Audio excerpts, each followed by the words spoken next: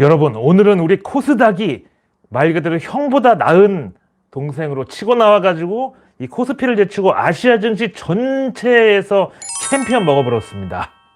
왜 나는 이렇게 사투리가 안 되는지 모르겠어.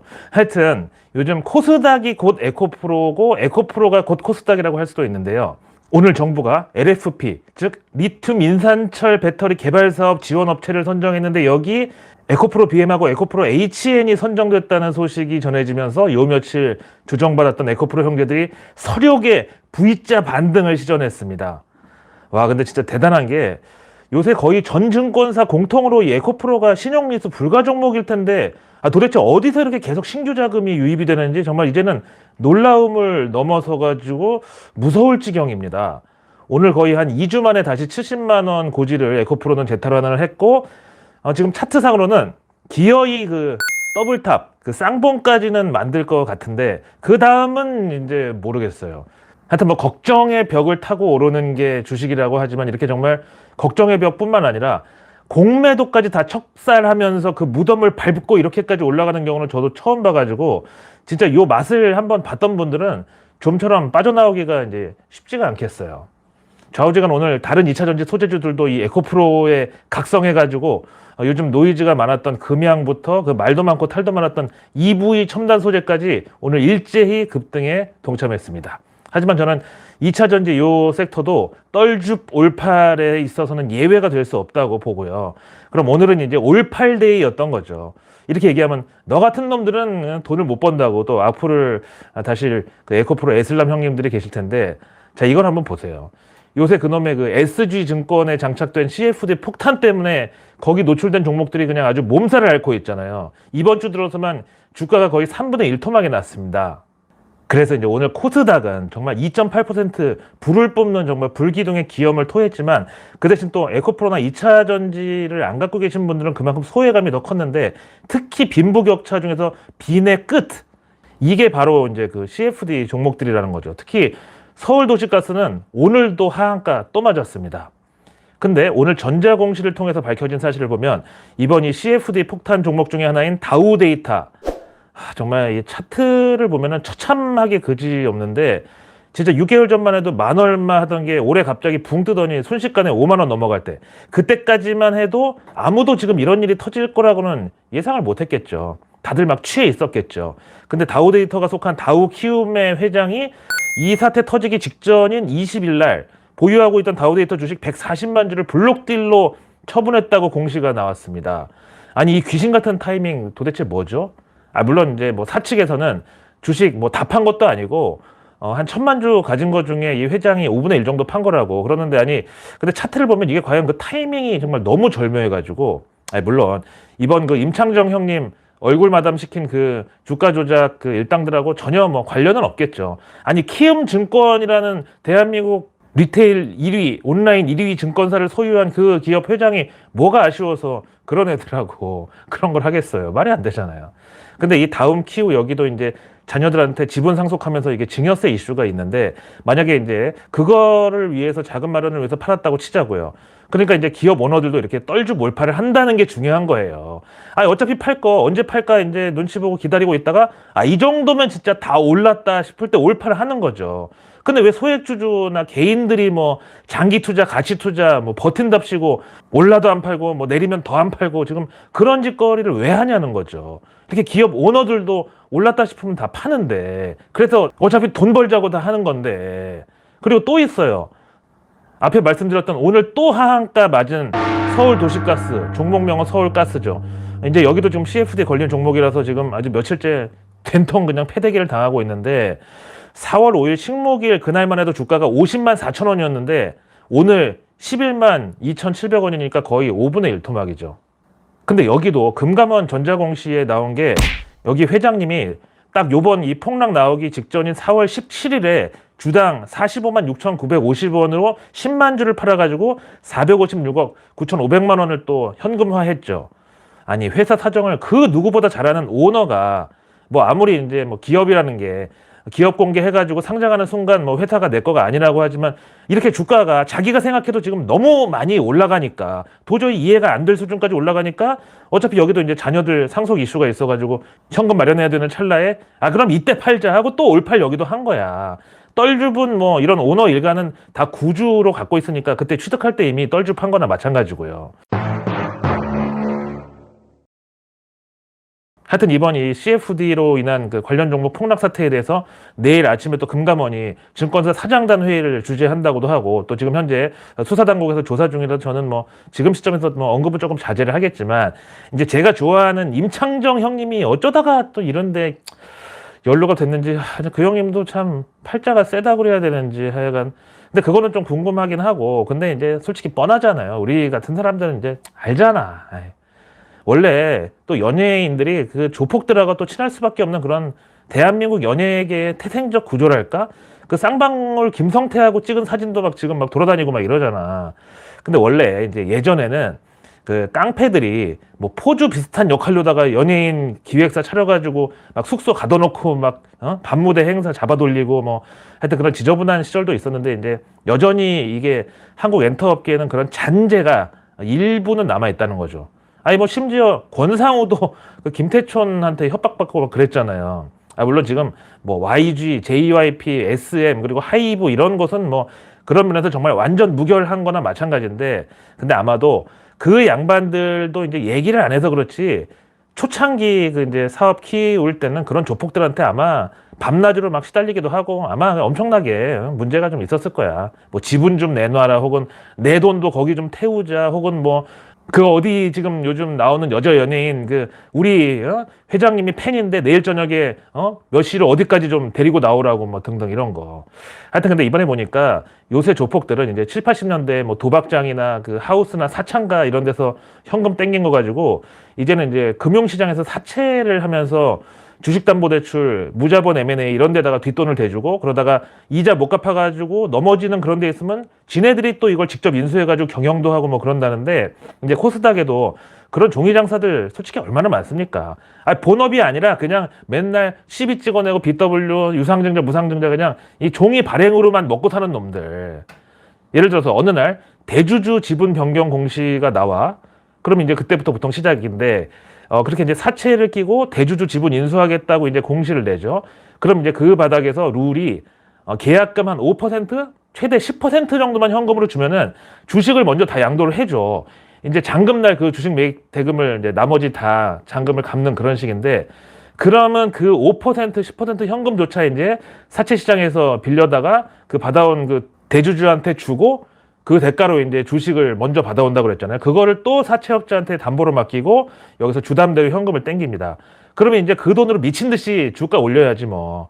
보통 그런 게 이제 양수도 계약하고 나서 뭐 30일짜리 계약도 있고 뭐 90일도 있고 그런데 하여튼 그 기간 동안 최대한 주가를 끌어올려야 얘네들이 우선 그 사채 빚을 갚고 그래야 회사를 먹을 수가 있으니까 정말 목숨 걸고 막 들어 올립니다.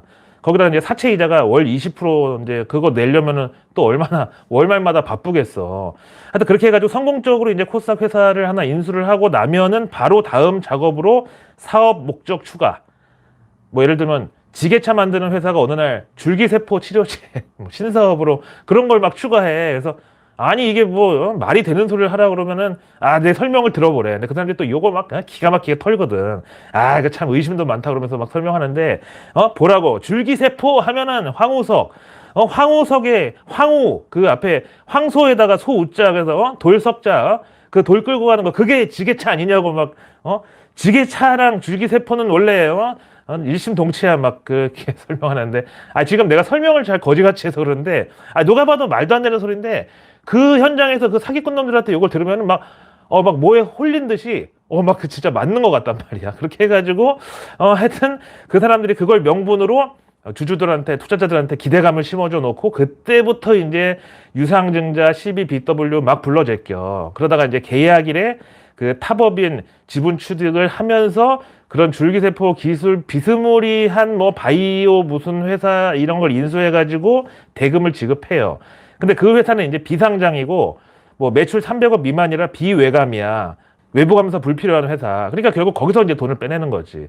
그럼 이제 지네가 처음 그 회사 먹을 때 인수 대금 이제 그거 뽑아가지고 1조가 먼저 이제 철수를 하고 그 뒤에 2조, 3조가 또 들어와가지고 계속 그 짓거리 반복하다가 이제 한 2, 3년 뒤에 회계감사 때 감사의견 거절 아니면 한정 이런 거 두드려 맞고 자빠지는 거죠, 뭐.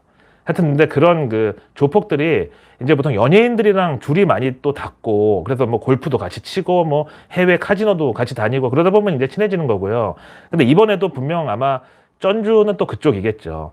그러니까 이제 임창정 형님도 뭐 본인하고 그 형수님 신분증까지 걔네들한테 다 맡겨놓고 그 신분증으로 개통한 스마트폰이랑 그런 걸로 걔네들이 계속 그 자기들끼리 통정 매매하면서 주가 펌핑 시킨 거 아니야. 그러다가 분명 이제 중간에 어느 한쪽에서 이제 뒤통수 치면서 이제 한 방에 물량 털어버리니까 이제 이 사단이 난 거고요. 근데 지금 이 CFD 사태가 연예계 쪽으로 지금 번지고 있다고 해서 또 수상한 움직임이 있습니다.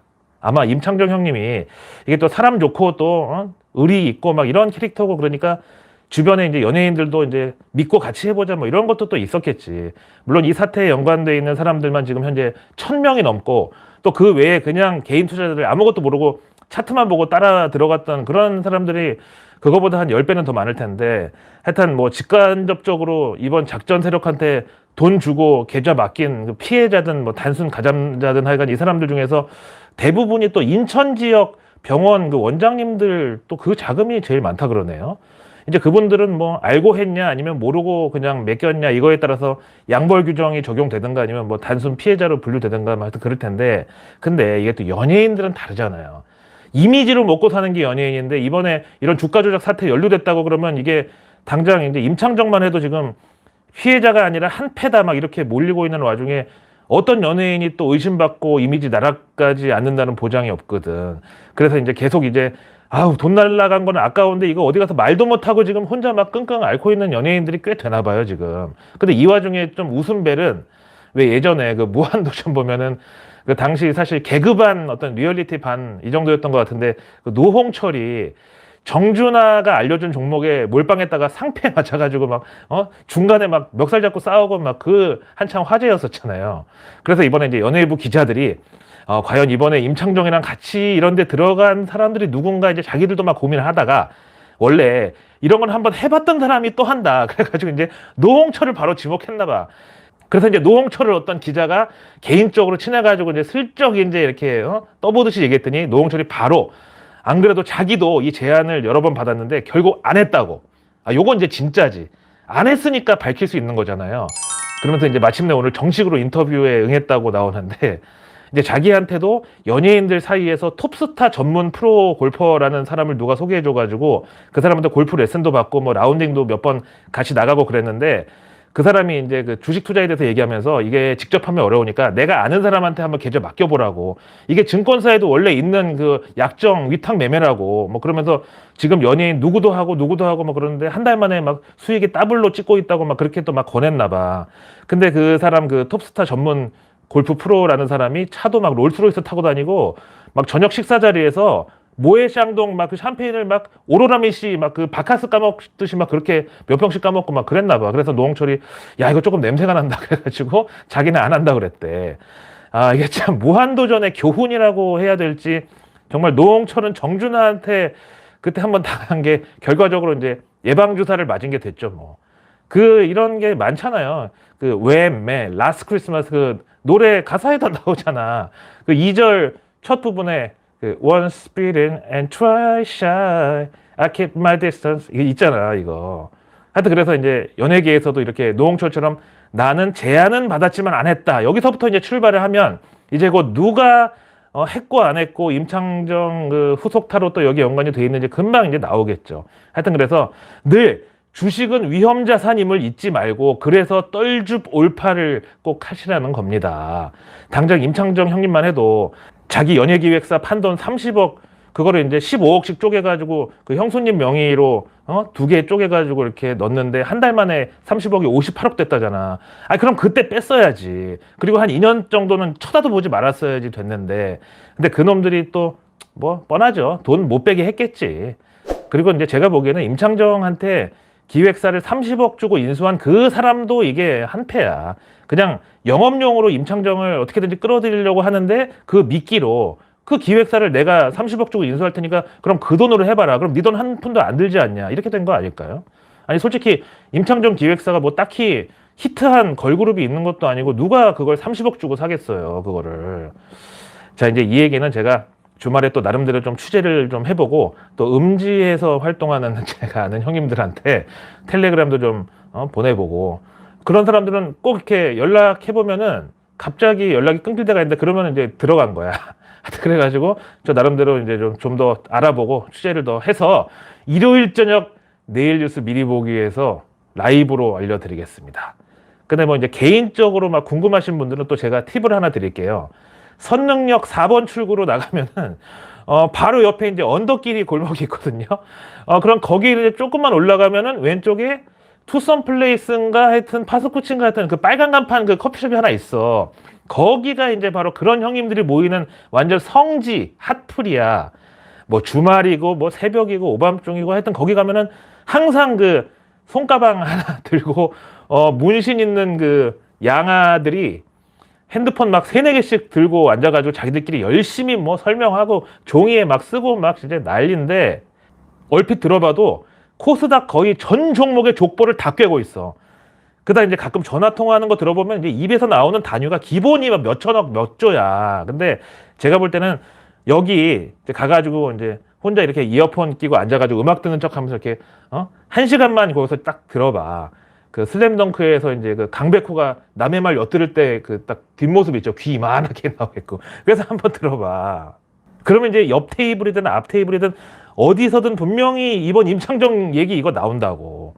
우리 이제 런던 고라니 뉴스 농장은 현지 기자분들도 많이 구독하고 계신다고 이제 저한테 평소에 메일도 주시고 카톡도 주시고 하는데, 그럼 한번 시간 될 때 이번 주말에 한번 거기 가보세요. 그리고 이제 또 그런 형님들이 또 이제 그 좀 어렸을 때부터 배움이 짧아. 그래가지고 그런 데 대한 어떤 반동 형성으로 뭐 아는 척 하는 것도 되게 좋아하고, 또 그러면서 어디 뭐 비밀 정보나 고급 정보 이런 거 많이 알고 있으면 내가 되게 똑똑한 사람으로 인정받는 것 같아서 그런 거 좋아한단 말이야. 그러니까 아예 가가지고 대놓고 뭐 인터뷰 좀 하자고. 아니 딱 봐도 이 바닥에 에이스 같아 보이셔가지고 제가 좀 여쭤봐도 되냐고 이러면 이제 좋아가지고 또 야 그건 말이지 하고 또 다 얘기해 줄 수도 있어. 근데 그 사람들한테 말 들어보면 뭐 다 아는 형님이래. 뭐 일론 머스크도 뭐 심지어 뭐 자기 사촌형의 뭐 절친이래. 그 뭐 견밀이 남편 그 이홍원이도 뭐 다 자기 고향 형님이고 뭐 전화 한 통만 하면 지금 바로 나온대 지금. 아니 그 딸 결혼식에도 안 갔다는데 뭘 부르면 와 오기를. 그리고 또 혹시라도 우리 구독자님들 중에서 급등주, 작전주 이런 거 꼭 해보고 싶으신 분들 있으면은 그 마바라들 유료 회원 가입 뭐 그딴 거 말고 차라리 거기를 가세요. 마바라들 종목이 한 10개 중에 한두 개 성공한다 그러면은 거기서 그 형님들이 얘기하는 종목은 한 3개 중에 하나는 적중해. 확률 33.3333%니까 높은 거죠. 대부분 이제 어떤 기업을 인수를 하기로 하긴 했는데 뭐 이제 돈이 없으니까 사채를 왕창 썼어. 그래서 또 주가를 왕창 들어 올려야만 그 주담대 맡긴 주식 안 털리니까 이제 그런 데에서 브로커들 만나가지고 막 이제 소개도 하고 뭐 그런 거 있잖아. 이제 뭐 주가 얼마부터 얼마까지 올려주면 뭐 그 시가총액 증가분에 뭐 20% 주겠다 뭐 그런 이제 뭐 꾼들하고도 또 만나고 그 있잖아. 약간 B급 연예인 그 남편들 어느 날 갑자기 뭐 금융업 하는 사람하고 결혼한다고 해서 보면 막 그런 데 잡혀가 막 있잖아. 그런 거. 하여튼 그래가지고 거기서 나온 종목은 그냥 목숨 걸고 막 쳐 올려. 런하 반갑습니다.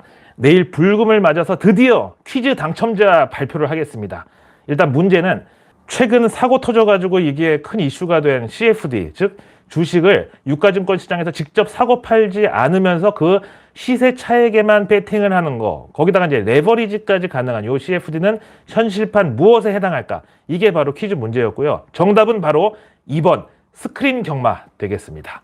정답자분들 중에서 네이버 추첨기를 통해 가지고 최종 추첨한 결과 당첨자는 바로 세종 딸바보 구독자님이셨습니다. 와. 근데 너무 많은 분들이 퀴즈에 참여를 해주셨기 때문에 한 분만 딱 추첨하면 좀 야박할 것 같아가지고 자랑스러운 구독자상 3분을 추가로 더 추첨했습니다.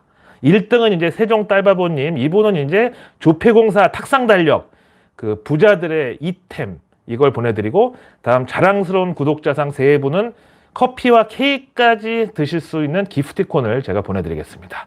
자, 이제 그 세 분의 주인공은 바로 시사N, SISAEN님, 그리고 원겁 TGIF 느낌표님, 그리고 마지막 세 번째 자랑스러운 구독자상 당첨자는 당첨TV님 되겠습니다. 아, 이거 진짜 추천기로 돌린 거예요. 그 세종 딸바보님을 비롯한 그 세 분, 총 네 분은 제 영상 밑에 있는 그 이메일로 본인 로그인 화면 이제 캡처해서 메일 보내주세요. 자, 이제 5월 FOMC 금리 인상을 딱 5일 남겨둔 상황에서 월가도 지금 질풍노도의 시기를 보내고 있습니다.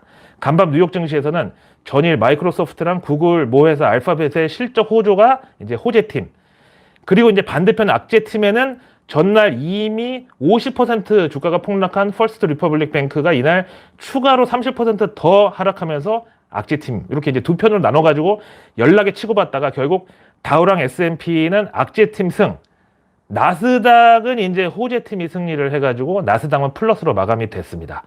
와, 근데 진짜 이 퍼스트 리퍼블릭 뱅크 주주들은 지금 지옥이 따로 없는 게, 아니 분명히 지난 실리콘밸리 은행 사태 이후에 미국 연방예금보험공사 FDIC 거기서 이제 보증도 늘려주고 해서 모든 게 다 정상화됐다고 믿고 있었는데, 이번 실적이 이렇게 거의 그라목손급의 이 진짜 농약급의 치명적인 재료가 될지 누가 알았겠습니까? 아, 그래서 주식이라는 것 자체가 이제 위험 자산이다. 그럼 앞에 보셨던 뭐 국내 주식시장만 그런 게 아니라 미국도 마찬가지입니다. 아, 보세요. 바로 며칠 전 월요일까지만 해도 실적 기대감이라고 해서 16달러였던 퍼스트 리퍼블릭 뱅크 주가가 현재 5달러 69센트. 그러니까 우리 돈으로 2만 원이 2박 3일 만에 6천 원 된 거예요. 참, 근데 이것도 뭐 약간 샤머니즘으로 보면은 이름값인지 퍼스트, 최고, 리퍼블릭, 민주주의. 그러니까 주가도 민주적으로 자유롭게 그것도 최고로 많이 떨어졌나? 아, 요 드립은 이제 버리는 걸로 하겠습니다. 죄송합니다. 자, 오늘의 외국계 리포트는 크레딧 스위스가 어제 현대차에 이어서 이번에는 기아에 또 러브콜을 보내고 있고, 다른 외국계 증권사들도 여기에 막 따라붙고 있습니다. 우선 크레딧 스위스는 이번 실적이 사상 최고였다는 점과 함께 올해 2023년 주당 순이익을 17.4% 상향, 내년 2024년하고 내후년 2025년 주당 순이익은 각각 13.6, 12.1% 업그레이드를 하고 목표가를 기존 11만 원에서 12만 5천 원으로 상향했습니다. 그리고 투자 의견은 아웃퍼폼, 즉 시장 수익률 상회로 콜했습니다. 다음 크레딧 스위스는 현대 위아에 대해서도 최근 현대차하고 기아의 실적 호조에 따른 일종의 낙수 효과? 아니지, 여기가 부품을 제조해서 공급을 하면 그게 완성차가 되니까 거꾸로 분수 효과인가? 하여튼 그런 차원에서 현대 위아 목표가를 기존 5만 원에서 오늘 6만 4천 원으로 상향했습니다. 그리고 오늘 노무라증권도 이제 이 기아 목표가를 13만 원으로 상향했고요. 골드만삭스 역시 기아 목표가를 올리긴 올렸는데 외국계 중에서는 조금 하단에 있는 11만 원 정도로, 근데 투자 의견은 또 매수입니다. 그리고 이제 한 발 늦게 현대차 투자 의견을 업그레이드한 외국계 하우스들이 또 무더기로 지금 합류를 하고 있는데, 노무라가 현대차 목표가 기존 23만 원을 오늘 31만 원으로 상향, 그리고 JP모가는 26만 원을 28만 원으로, 골드만삭스가 24만 원을 25만 원으로, CLSA 증권이 22만 원을 24만 원으로 올렸고, 시티 역시 목표가 상향인데 기존 21만 9천 원을 오늘 24만 원으로 올렸습니다. 맥쿼리 증권은 기존 목표가 18만 원을 오늘 20만 원으로 상향하고 대신 투자 의견은 중립이었습니다. 다음 오늘 모처럼 외국인들의 매수세가 유입됐던 2차 전지 업종에서 JP모가는 포스코 퓨처 M 목표가를 기존 28만 원에서 오늘 32만 원으로 대폭 상향했고요. 이 포스코 퓨처 M은 이게 이제 같은 외국계에서도 조금 평가가 극과 극인데, 심지어 어떤 증권사는 목표가가 12만 원인 곳도 있어요. 이걸 뭐 대놓고 이제 공매도 치라는 소리죠.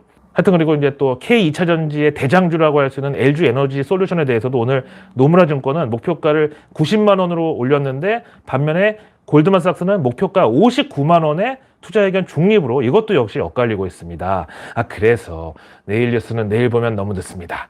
구독과 알림 설정만으로 아직 나오지 않은 오늘의 뉴스도 아닌 내일의 뉴스를 내일 저녁 여러분들의 안방으로 제가 직접 배달 갑니다. 자, 내일은 드디어 4월장 마지막 거래일이자 한 주의 마지막 날인 4월 28일 금요일. 이제 5월 FOMC 과연 연준 금리 인상의 마지막 시도가 될지도 모르는 이 날을 앞두고 이제 우리는 딱 내일, 그리고 이제 다음 주 월요일은 노동절 휴장일이라 그 다음 화요일, 그리고 그 다음 수요일, 그리고 나면 이제 목요일 새벽에 이 FOMC 결과 나오니까 딱 3거래일만을 남겨둔 상황입니다. 자, 먼저 내일 정부 일정 보시죠.